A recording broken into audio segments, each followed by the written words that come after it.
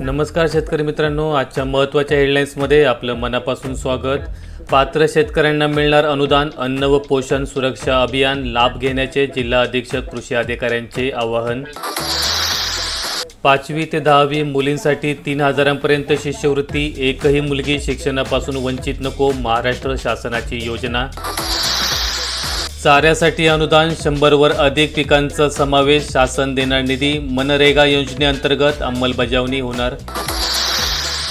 बीड जिल्ह्यातील शेतकऱ्यांना 56 कोटीहून अधिक वीज बिल सवलतीचा लाभ प्रदान, उर्वरित सर्व शेतकऱ्यांना हे लाभ मिळणार, पालकमंत्री धनंजय मुंडे यांचं शेतकऱ्यांना आश्वासन।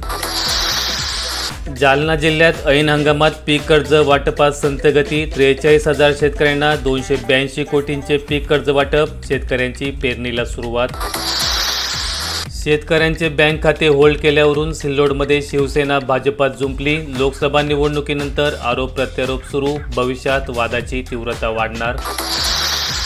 गाय दूध उत्पादकांच्या खात्यावर 3 कोटी रुपयांचे अनुदान जमा, जिल्ह्यातील 18,000 शेतकऱ्यांना प्रति लिटर 5 रुपयांपर्यंत लाभ, जाचकाटींचा अनेक शेतकऱ्यांना फटका। कपाशी क्षेत्र घटणार, शेतकऱ्यांचा इतर पिकांकडे कल, सोयाबीनची पेरणी वाढण्याची शक्यता, कापूस लागवड ठरते नेहमीच तोट्याची।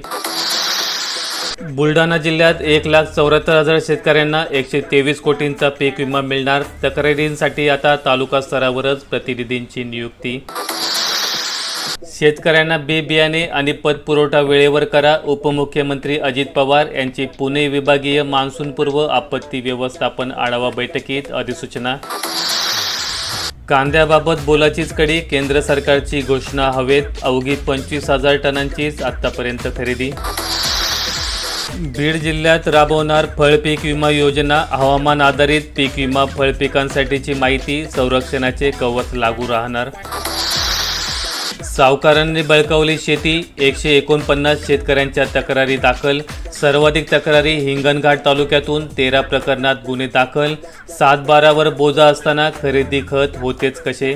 माहिती आवडल्यास व्हिडिओला लाईक करून चॅनल सबस्क्राईब करा। धन्यवाद।